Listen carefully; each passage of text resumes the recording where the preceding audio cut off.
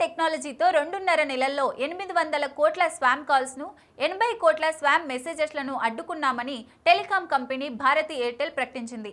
AI టెక్నాలజీతో రోజుకి 10 లక్షల స్పామర్లను గుర్తించామని తెలిపింది. ఎయిర్టెల్ నెట్వర్క్ పై జరుగుతున్న మొత్తం కాల్స్లో 6%, మొత్తం మెసేజెస్లో 2% స్పామ్లున్నాయని పేర్కొంది. గత 2.5 నెలలుగా 25.2 కోట్ల యూనిక్ కస్టమర్లకు స్పామ్ కాల్స్ గురించి అందజేశాం. దీంతో వీరు స్పామ్ కాల్స్ ను ఆన్సర్ చేయడం 12% తగ్గింది అని ఎయిర్టెల్ వివరించింది. ఎయిర్టెల్ రిపోర్టు ప్రకారం స్పామర్లలో 35% మంది ల్యాండ్లైన్ టెలిఫోన్లను వాడుతున్నారు. ఢిల్లీ, ఆంధ్రప్రదేశ్, ఉత్తరప్రదేశ్ ప్రజలు ఎక్కువగా స్పామ్ కాల్స్ ను అందుకుంటున్నారు. ఈ స్పామ్ కాల్స్ ఎక్కువగా ఢిల్లీ, ముంబై, కర్ణాటకలో స్పామ్ మెసేజెస్లు గుజరాత్, కోల్కతా, ఉత్తరప్రదేశ్లలో పుడుతున్నాయి. ముంబై, చెన్నై, గుజరాత్లోని ప్రజలను స్పామ్ మెసేజెస్లు ఎక్కువగా టార్గెట్ చేస్తున్నాయి.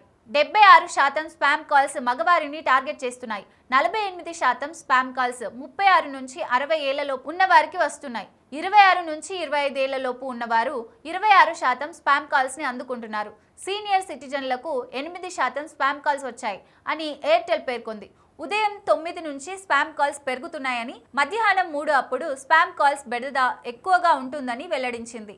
స్పామ్ కాల్స్ సంఖ్య ఆదివారం 40% మేర తగ్గిందని, 15,000 నుంచి 20,000 ఫోన్లు వాడుతున్న వారే ఈ ఎక్కువ స్పామ్ కాల్స్ అందుకుంటున్నారని వివరించింది.